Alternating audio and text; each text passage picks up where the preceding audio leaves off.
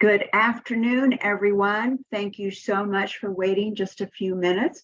We're delighted that you have joined the very first Authors and Their Journeys program for 2023 at the Pasadena Public Library. Today we are featuring author extraordinaire Nat Read. We are delighted that he is with us today.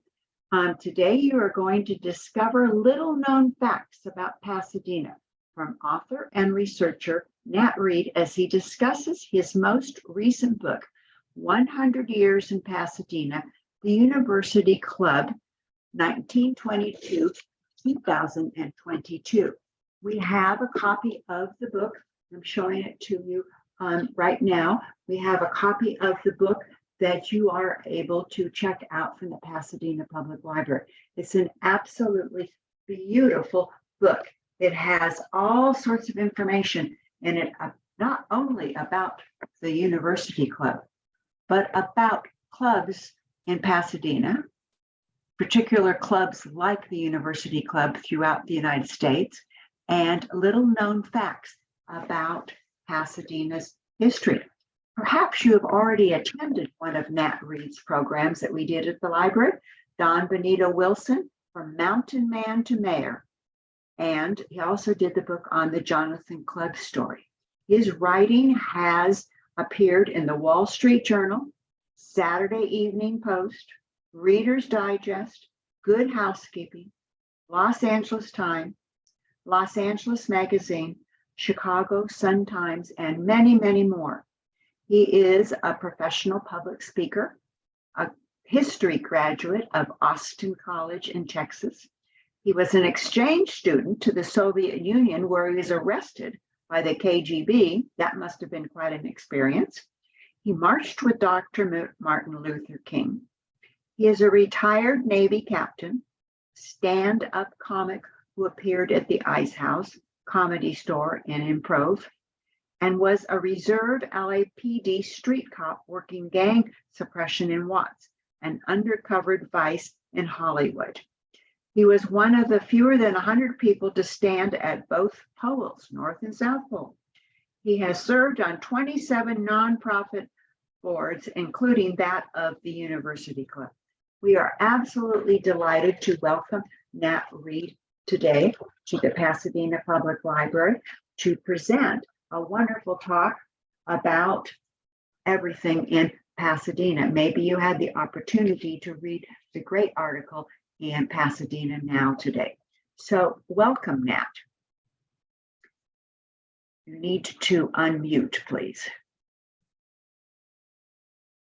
Nat, I'm sorry, we cannot see your photo. We see you sitting with the background, and I suppose is the University Club. So Nat, if you could please unmute yourself.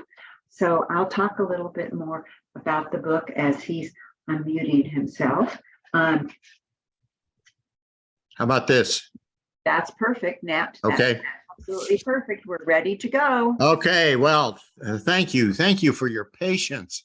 I've been in 14 Zoom rooms looking for you. So I'm happy to be here. Let me say I've lived in Pasadena for over 50 years, and I've been writing about Pasadena for over 50 years in magazines and newspapers across the country, in books. And as you mentioned, this is my latest book. It's a history of Pasadena. So I know this town. For 31 years, I ran a public relations agency here, and representing companies, nonprofit organizations, leaders of the community. Pasadena is a very special city, not because we live here. Everyone thinks that their city is special, but is special because of what happened in history here, what continues to happen in history. Less than 2 weeks ago, America woke up watching the Rose Parade 2023. Pasadena as usual, is where Happy New Year's begin. Pasadena, in Los Angeles, in Los Angeles County in the late 1800s and early 1900s, there were two suns in the sky over Southern California. There was, of course, Los Angeles, that was the big sun, but there was another sun, smaller, but in many ways more brilliant in light than the big sun, and that was Pasadena. It is, Pasadena was the second largest city in the county at that time. No longer that, it's I think the 8th largest city, but it is still the second most important city in Los Angeles County, I would submit. Look at Southern California cities that are larger than Pasadena. Got Long Beach, Santa Clarita, Glendale, Palmdale, Pomona, Torrance, and of course, Los Angeles, all larger than Pasadena. Santa Clarita is much larger than Pasadena. Santa Clarita, though, is a place where people live. Pasadena is a distinctive city, internationally and nationally known. Let me prove that. I've done a lot of stand-up comedy, as she mentioned, and I often use Pasadena for my gags. Pasadena is, how can I put this kindly? Pasadena is where retired people go to visit their parents, I would say. Pasadena, the Pasadena Freeway is the only part of the Caltrans system with one lane painted blue for handicapped drivers. Now, I hurry to say that this is not going to be really successful on Zoom. Stand-up comedy does not work without face-to-face contact. But you understand that these got big laughs in comedy stores, and that's because people had an idea about Pasadena. It had a personality that was being tapped into. There is, well, another example would be the Texas Highway Department's slogan on the signs on the highway, "Don't mess with Texas." That line is poignant, but it only works with Texas. You can't substitute another city and make that work. You can't say, don't mess with New Jersey, comes out with a really sinister framing. So Pasadena has this distinct personality, is important and has always been important. All of the astronomical discoveries, all of the major discoveries in astronomy in the 19th century, the whole century, all of them were made in Pasadena. The whole world looking through telescopes. We account for all of the major astronomy discoveries, that there are galaxies in the sky that we used to call stars and thought they were suns. No, they're galaxies. We discovered that they are retreating. We discovered that the speed of light was measured for the first time reliably in Pasadena. How many Nobel Prizes have been won in Pasadena at Caltech? 38. This is a remarkable city with a remarkable history. My latest book is about Pasadena, and it's about social clubs, specifically in Pasadena. Pasadena became a city in 1886. Its first social club was formed in 1886, the same year. Pasadena has always had social clubs, and they have been important to the city. The first social club in Pasadena was the Pickwick Club, You've never heard of it. Faded out after about a decade. Two more clubs were formed in Pasadena within 2 years of the city's forming. The Shakespeare Club, which is now the oldest club in Pasadena, and the Valley Hunt Club a few months later. The very identity of Pasadena centers around a tradition of one of these clubs. Who we are came from clubdom. It was the Valley Hunt Club. They started the Tournament of Roses and the parade. They were a group of people that went on hunts. We're familiar with fox hunts in the East. These were people from the East, and they came out here. Very few foxes in the West San Gabriel Valley. So they hunted anything on 4 legs that would run from them. And there were no cultivated fields, no fences, basically, in the West San Gabriel Valley. So these people, 40, 50 at a time, would go on these hunts, chasing usually rabbits. And a wagon would follow them with food and drink and napkins and all of that. And when they would finally catch their game, there would be a great picnic. They said, well, this is so much fun. Why don't we form a club and buy packs of dogs? And then members can check out the packs of dogs, and we'll always have that for a hunt. Charles Holder, who was a professor at the University of Sierra Madre, or I guess Sierra Madre College, was the big champion of this. He's the one that said, let's form a club. He's also the one that said, we have such a special place in Pasadena, and we want to attract people here. We want to tell them about it. And I've got this idea. Why don't we, on the legendary coldest day of the year, New Year's Day, put flowers on our carriages, take pictures, and send them to the Eastern newspapers to attract people here? That, to me, is the most classic public relations event in American history. My profession has been public relations. Advertising is first person. I am great, I am cheapest, I am best. Public relations is they are best. It's third person, and so it has an endorsement power far greater than advertising. And that's exactly what they did. The newspapers, the big newspapers in the big eastern cities were saying, wow, look at Pasadena. Look how warm it is on New Year's Day.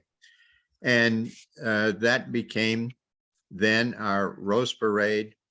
The football game then stemmed from that. The name Bowl came from that game, was named by a journalist. So all of the uses of Super Bowl, all of the uses of that word bowl came from Pasadena, came from the Tournament of Roses. The Valley Hunt Club, then, that started the Tournament of Roses, was then and is now the premier club in Pasadena. If the old joke is, if you have to ask how much it costs to join the Valley Hunt Club, then you can't afford it. Even in the early part of the century, membership in the Valley Hunt Club costs more than an automobile. Still true today. One of the most interesting clubs, and then so there are about half a dozen clubs over the years in Pasadena. The most interesting to me is one that has never been talked about in print. No magazine articles, no newspaper articles, not mentioned in books, absolutely not mentioned. And yet it had the most important people in the city. It was a men's club, and its name was the Overland Club.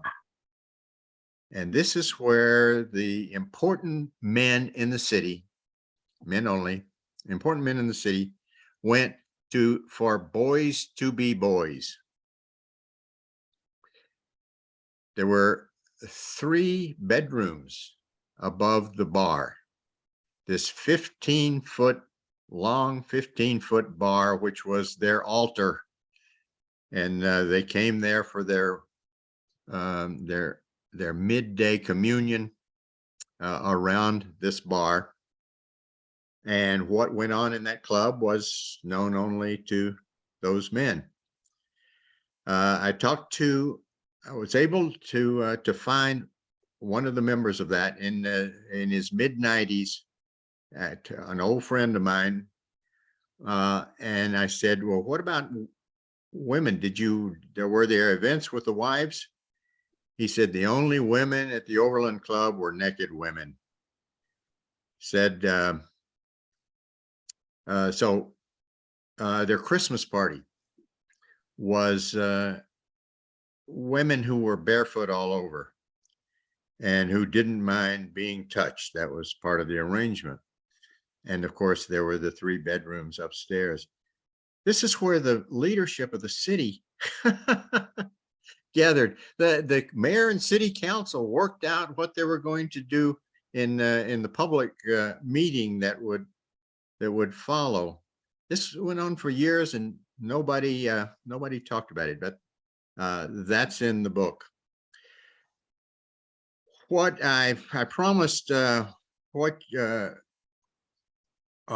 didn't know about Pasadena. Well, you didn't know that there are more African Americans living in Pasadena than in Watts. You didn't know that. That there are more Catholics living in Pasadena than in Vatican City. That maybe you knew this, that theater in the round, performed all over the world, very common staging, was invented in Pasadena.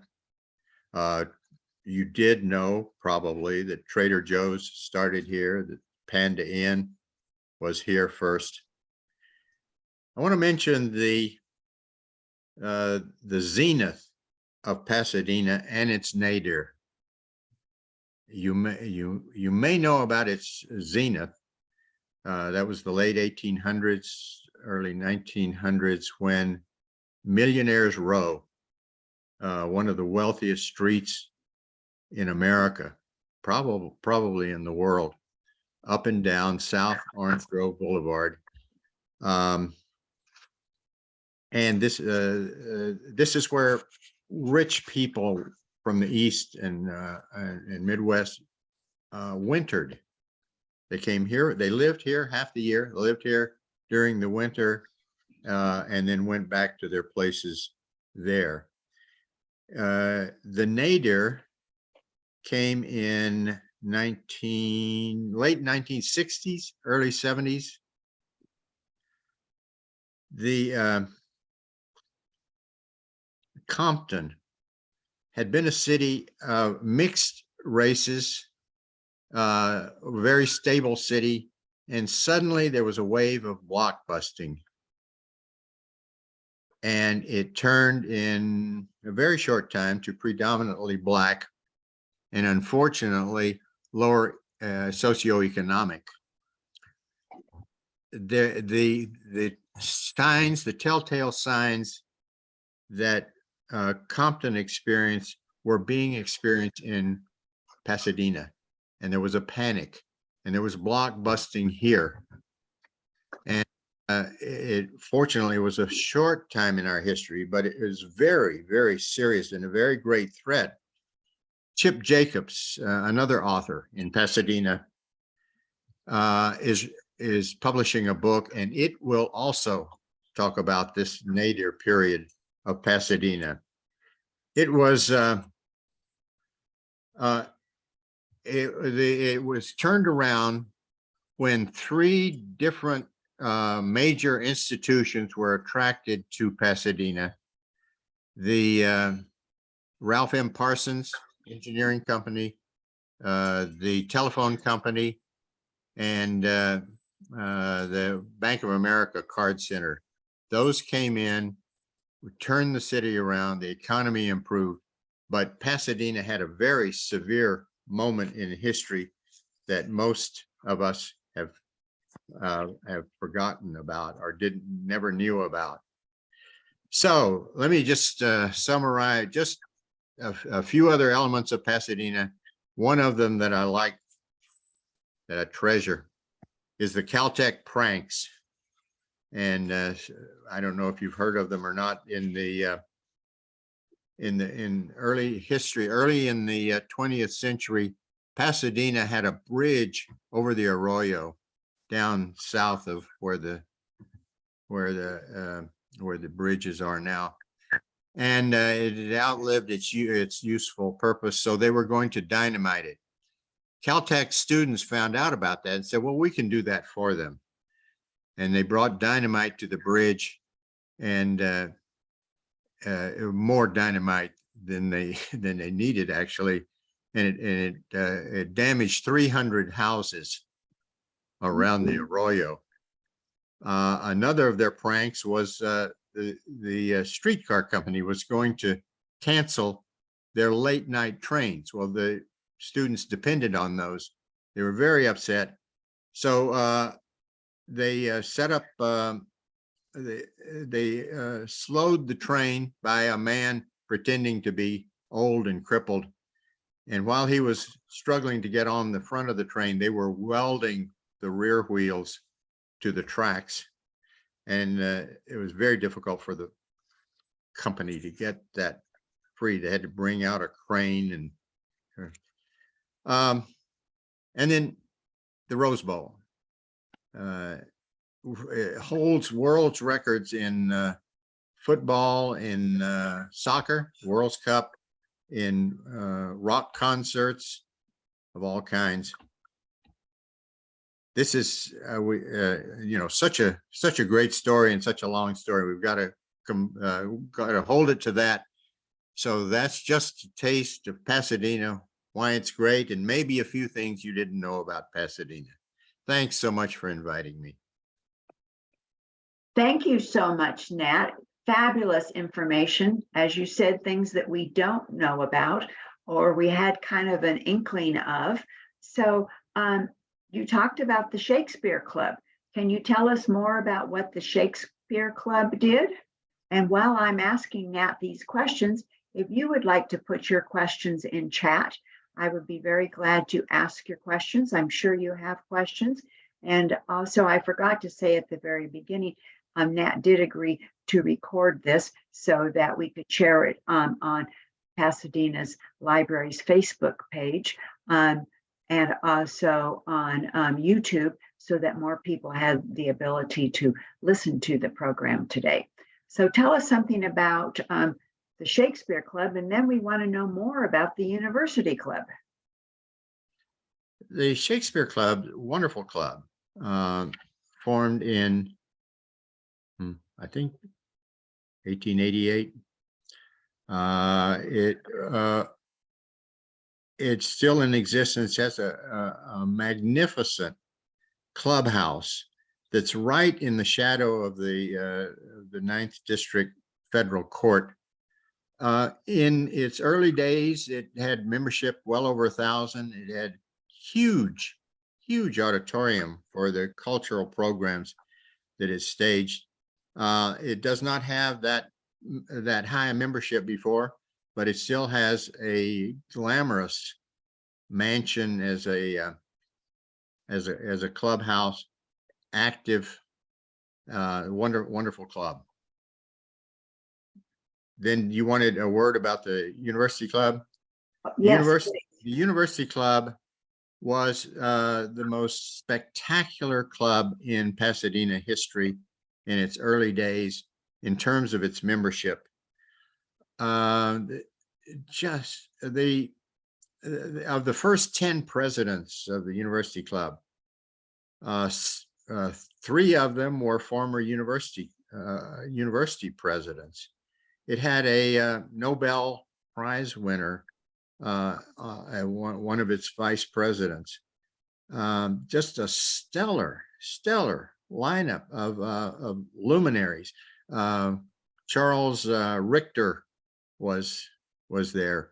McWilliams, who we know him best by his daughter now, Julia Child.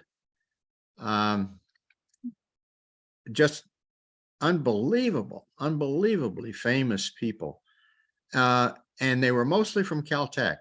And when the Athenaeum was built, all those luminaries went to the Athenaeum. And the University Club still has leaders of the community as its leadership, but nothing compared to the internationally famous people that started it. Thank you very much for that information. We have Ed Anderson with us today. He's the historian for the Arcadia Historical Society, and he asked if he could ask a question verbally to you, Nat, about John Muir's presence in Pasadena. So, Ed, would you like to ask your question and unmute yourself? Yes, thank you. Nat, we're acquainted. You might recognize me. It's been a while since we've seen one another. I think the last time at the historic Church of Our Savior in San Gabriel, when you spoke on Don Benito Wilson. Yeah, you still owe me money. I'm sure I do. I do have your book, by the way. In addition to the work I do in the San Gabriel Valley with a number of things, I'm a historian on the life of John Muir. And one of the things people don't know about Pasadena is that John Muir spent a good deal of his latter life here in town. And he was good friends with A.C. Vroman. And also John Burroughs spent time here. Nat, I was curious to know if you've run across anything in terms of the relationship between A.C. Vroman and Muir, other than the fact they had a commercially vested interest in selling books and so forth through Vroman's bookshop. Any thoughts? I'm going to have to I'm going to have to defer to you. You're the authority. I didn't spend time on that specific element, so I defer to you. Okay, whoops. But good to see you again. Okay, no, good to see you. I don't want to take up time with regards to that, perhaps another time, but it is interesting that Muir spent a lot of time here walking down Colorado Boulevard back in the early 1900s. Yeah. Thanks for that. You bet. Thank you very much, Ed. If anyone else has any questions, please be sure and put them in chat. And as you can see, we will ask Nat the questions. So what does the University Club do today? Does it present lots of programs? Does it authors and events? University Club is busy reinventing itself. There was this wave of change in our society beginning in maybe the late 1960s, in which Americans quit meeting. They quit going to dinner with other couples. They quit going to church. They weren't as eager to join clubs anymore. They began to isolate themselves. They come home from work and they go straight to their room and they sit at their computer, or they watch television, and the family doesn't watch television. People go to their individual rooms. So this has affected the University Club like most other clubs. It used to be where the more important business people and professional people gathered for lunch, mostly, lots of social programs too. That is not its definition anymore. It is a community club where most of the service clubs meet. I think maybe 6 or 8 service clubs meet there during the week. So it's a gathering place for the community. It has reciprocal clubs which make it very attractive to belong to, because if you're going to London, you can now stay in one of the top clubs in London or San Francisco or other major cities simply because you're a member of the University Club. It is healthy. It's been renovated. So you give it a thought. Thank you very much, Nat. It is a beautiful building, University Club, and someone wants to know about the history of the Pasadena Women's Club, which is now under the ownership of Pasadena Heritage. Okay, let me straighten this out. There was a club called the Women's City Club, started after World War II, and it was there was a wealthy woman from a plumbing fortune in Pasadena that bought that house, the largest of the houses in that Tony neighborhood, and then started a women's club for women who wanted to be involved and make the city better. So she gave that to them. The club, unfortunately, was a victim of that same phenomenon. There's an important book everybody should read it. It's called Bowling Alone, and it describes how America was changed by this wave of non-gathering. It went out of business last year, 2022. They had a close relationship with Pasadena Heritage because of the building, because of the historic building. So there were, I think, maybe participants on the board, cross participants.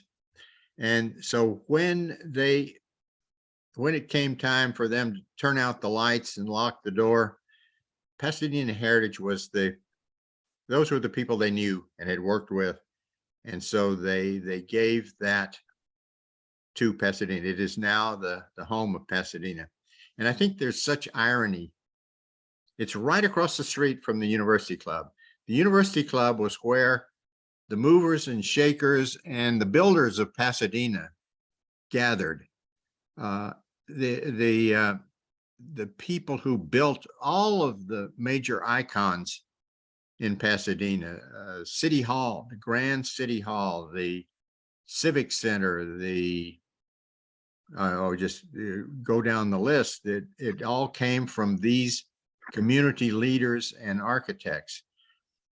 Pasadena Heritage was started and continues to be the guardian of these historic buildings. We have historic buildings that other people don't have. We have famous architects that have become famous because of these buildings. The buildings are there because of Pasadena Heritage, because they have protected them. And so you have on one side of the street the people who built those icons of Pasadena, and on the other side of the street, the agency that forbids, that protects and keeps them from ever being torn down and destroyed. So here we are across the street from each other. Thank you very much for shedding light on how the Women's City Club is now Pasadena Heritage headquarters. Someone else would like to know about Sylvanus Marston, the famous architect. Can you share any information you have about him? You know, the book talks about him and the other prominent architects who were attracted here because of this great wealth, because of Millionaires Row and all these millionaires out here building their winter castles. And so the architects were attracted here. He was one of, I would say, maybe a dozen architects who were as famous, who built, who designed other remarkable structures. The Myron Hunt was one of those. The Green brothers, Green and Green, one of those brothers was a member of the University Club. Myron Hunt was as well. Sylvanus Marston was. So anyway, we were a magnet for top architectural talent from around the country, and we've benefited from that with the icons that are still around today, including his. Thank you very much for talking about Sylvanus Marston. So I'm looking at your book. It's a fabulous table of contents, and I would encourage everyone to check out the book from Pasadena Public Library or purchase your own copy, probably either from University Club or from Roman's bookstore. So you mentioned the Clubdom of Pasadena. There's a club in here that I'm not familiar with, and it's called San Pasqual Club. Can you tell us a little bit about that? Yeah, I would be as surprised if anybody on this Zoom call had heard of that club. It was a breakout of the Overland Club that I talked about. Men who were cheap. I was trying to think of a polite way to say cheap. They gathered at the Overland Club and paid for their lunch, and they looked at their bills, said, you know, I'm paying so much for membership here. It's an egregious amount to spend for lunch. So they formed this club and made sandwiches and they got together. It lasted for, I don't know, about a decade. And it just kind of came and went, wasn't much noticed by anyone. And I had trouble finding information about it. So the most information you're going to find on this club is in this book. The book is unfortunately very expensive. It cost about, I think, $85 a copy to print. It's got fabulous color printing. As a result, you know, the price of the book is $100, $15 for the University Club's a foundation. It's not available at Romans. I don't think. It is, you'd have to knock on the door of the University Club. They didn't print a huge overage, or contact me. I can try to find one, but that's going to be the price. It's $100. Sorry. So you're going to want to go to the Pasadena Public Library and use their book. Yes, well, it's an absolutely beautiful book. And as you said, it has beautiful pictures in it. But these pictures really look like they came from postcards. Is that true? A lot of them did. And that was a way that I was trying to keep the price of the book down, because royalties are not due to makers of postcards. That's the practice in the publishing industry, and so that was my practice. And fortunately, there's so many wonderful postcards because it was such a famous city. Okay, so there's what about the Pasadena Athletic Club? Because it's actually, it is not in business anymore. Is that correct? That's correct. It was begun it goes back to before the Depression, the Great Depression. The Depression wiped it out financially, and it kind of traded hands a few times, and then it was bought by a man named Richards, who had finished school at UCLA and worked in their cafeteria, managing it. And so he began his career in the hospitality industry, and he bought it for like next to nothing. It was a huge building, gigantic. I don't know, 5-6 stories tall, large building, and he took it over, and it was pretty successful during World War II. It was a place for military officers to gather, and then same thing happened to it as the Overland Club. It was in the path of Plaza Pasadena. So it also was condemned by the city to make way for that mall. And Richards fought that tooth and nail. City said, we'll pay you for the worth of the club, or we'll build you a new club. And he had teams of lawyers. He had Pasadena Heritage. He went in league with them, saying, to make this historic so that I don't have to give it up. The city won. They built him another facility, which actually gave it another 20, 30 years of life. The thing that he had fought so hostily turned out to be his salvation. His son it was groomed to take it over as the family business, and they had 2 sons. One was going to take over the business. The other had his own career, wanted to be an engineer. Well, tragically, the son who was to take it over was killed in an automobile accident.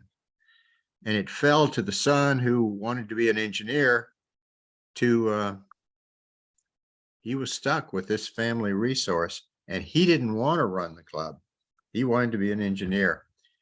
He had to, because he was the only one in the family who could. Not a pleasant experience for him for those decades. And ultimately, it became clear that the value of the club really was in the real estate. To make this work financially, he had created, his family had created, I don't know, 3 floors maybe of condos that were in the Pasadena Athletic Club. Ultimately, a developer knocked on his door and said, I'd like to buy your club. And he said, how soon? And it was an excruciating process because you had all these condo owners that had a financial stake in it. And but they got through it. They sold it to the developer for a luxury hotel. A recession came along and ruined the plans for the hotel. But anyway, that was the end of the Pasadena Athletic Club after really a very successful role in Pasadena society for decades. Thank you very much for the update about that. Now somebody wants to know, where was the Overland Club located? The Overland Club was on the street that is the easternmost boundary of Plaza Pasadena. Somebody can help me with that. The north-south street and it was about the middle of the block, on that eastern edge of what is now Plaza Pasadena. You know, there's another. I'm surprised that no one has asked about the Town Club. The Town Club is a women's club, the most private of the private clubs in Pasadena. A remarkable club, a wonderful club, wonderful interior. It's a popular place for weddings and events, but it's very, very, very private. I can tell you that it's on a north-south street in the well, in the neighborhood south of Plaza Pasadena, north-south street. You can't find it. I can tell you the block that it's on. You won't be able to find it. It is hidden behind shrubbery. There's no sign there at all. That club likes its privacy and keeps its privacy. They are the women who are the board members of the charities throughout Southern California. Important women with an important role. And I think that they were started as a result of the University Club. The men, that was a men's club at first. The men got together and formed this wonderful club for the male leaders of the community. And the town club started a couple of years later. And I think it was the wives of these men who said, this has been such a wonderful experience for my husband, the bonding that he's had. And I want to be part of something like that for the women. Over half of the members of the town club are also members of the Valley Hunt Club. So we're talking the same level of blue book, old money society. Why would they start their own club when they were all together anyway in the Valley Hunt Club? And I think it's because it was a chance for women who were known as Mrs. John Smith to be Margaret Smith, to be someone on their own, of their own importance, their own name. That's my theory. I don't know, but that's a special club that's worthy of mention. Thank you very much for that, Nat. So if someone wanted to join these clubs, is it invitation only, or do you call up and talk to the membership secretary, or what do you do? For any of the clubs, any of these? Well, there are two groups of clubs here. For the town club and the Valley Hunt Club, those are by invitation only. You can't apply. Members nominate you in both cases. The University Club of Pasadena would love to hear from you. It's a wonderful club, a prestigious club, and with a lot of benefits and social activities to go with it. And they'd love to hear from you. The others, and I should throw in Annandale, the golf club. That membership path is probably through existing members nominating a candidate. Oh, also the Shakespeare Club would love to hear from you. They have a busy social calendar. Wonderful women who get together for different reasons, to play bridge, or to for dinners, um, and a lot of them live in that South Orange Grove neighborhood too, where they're located. Just kind of for them, a neighborhood club. They would welcome a call as well. Okay, when the Pasadena Public Library was presenting programs about Women Win the Vote, we worked with the Shakespeare Club, because Yes. many of the famous women in California, Pasadena, Los Angeles, that worked on Women Win the Vote were members of the Shakespeare Club. So, in a very, very important historical club in Pasadena. So somebody wants to know, how and why did you write this book? Did you finally decide to put all of your information together? It is a spectacular book. I encourage everyone to check it out at the library, or talk to Nat about getting your own copy. I didn't realize it wasn't available through Vroman's, or maybe you could call the University Club. So what did inspire you to write this beautiful book? I've been a member of the University Club for, I don't know, 30 years. Was brought into it by a man named Lay Leishman, who was known as Mr. Pasadena, about as important as anybody gets in Pasadena. He sponsored me in that years and years ago. When would that have been? Late 1980s.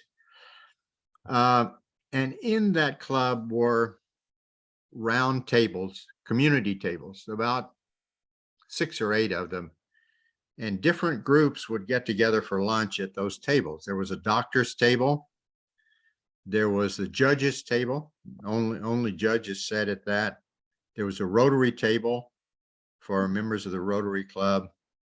And there was a Tournament of Roses table. Lay Leishman, being a past president of the Tournament of Roses, brought me to the Tournament of Roses table. And that's where I had lunch every day with the past and future members of the executive board of the Tournament of Roses. It was the place where I kept up with what was going on in Pasadena and the important people that were running it. That was affected by this same phenomenon, the same bowling alone phenomenon, where came a day when men stopped, when people, men and women, stopped gathering as they had. The club dwindled somewhat. And then the 100th anniversary was coming up, and they wanted to write a book. And I thought, I owe so much to that club. They've been an important part of my life all these years. No other author knows Pasadena as I do. I'm really the only person who could do it, and for the price that they could afford. And I donated that. It was no cost to the club. Worked on it for the better part of a year. And also, I mean, I knew some of the founders. 1922, they were founded, and the older men, and at a time when I was a younger man in the club. So I said, who knows this club better? Who knows Pasadena better? And so I put aside what else I was working. I had actually just finished another book and said, I think I have no choice but to write that book. So that's why I did it. Well, it's an absolutely beautiful, beautiful book. There's a table of contents. There's an index. There's wonderful descriptions about each of the chapters that Nat talks about.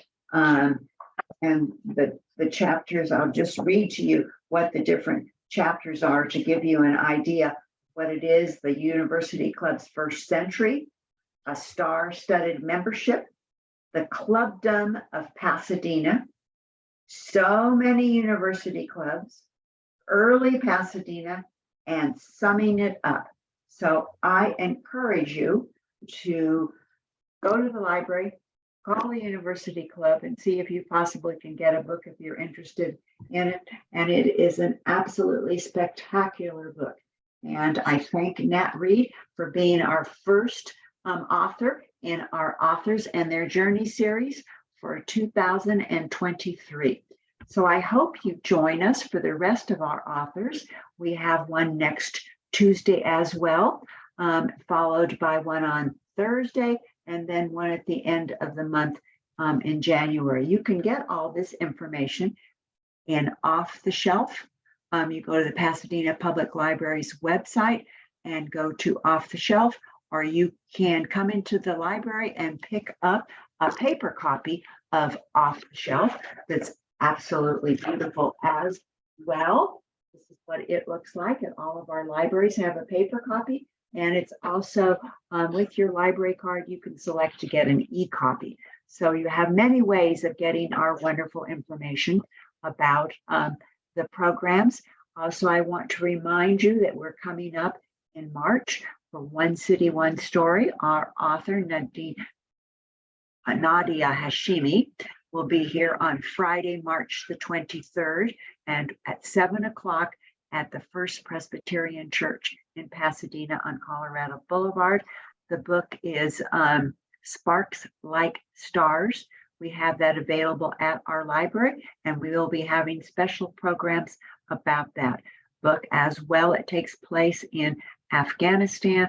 It's very important right now with what's going on in Afghanistan. It is a historical fiction book.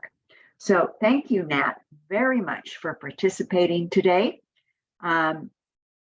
We thank you very, very much, and I hope you've all enjoyed today's program. Good night.